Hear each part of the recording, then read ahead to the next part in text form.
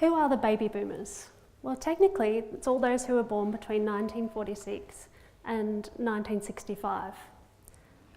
But it is important to distinguish between the socially constructed notion of the baby boomer and the many associations we might make with this generation and those who were born during those years. They are in fact a very diverse group, varying in class, gender, ethnicity and life experience.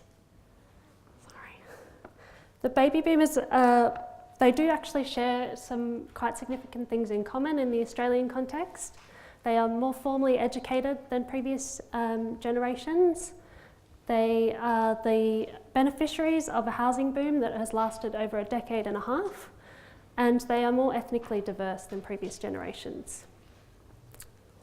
They've also grown up in a time of changing relationship norms with the advent of no-fault divorce and the widespread use of contraception.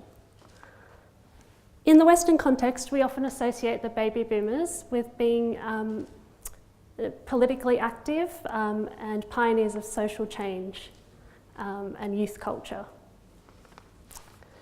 Ultimately, we all have our own ideas about who this generation are and what they represent. And that is what I'm interested in finding out. What do the media have to say about the baby boomers? And how do we respond to the way the media portrays baby boomers on a platform such as Facebook? Why is this important to know? Well, I don't know if anyone's come across smashed avocado and thought of something other than a delicious breakfast. I'm sure we all have. Might we think about housing affordability or generational inequity? Might we point blame at the baby boomers for the housing affordability crisis in Australia? And how might this affect the way that we view this generation as they retire? Is pointing the blame at any given generation missing a key point that could change things, like improving policy? Could neoliberal policy trends be the real driver behind a rising generational inequity? My research is applying critical discourse analysis and analysing news articles and comments made by Facebook users in order to better understand the way we view this very diverse generation of baby boomers and the implications of these views.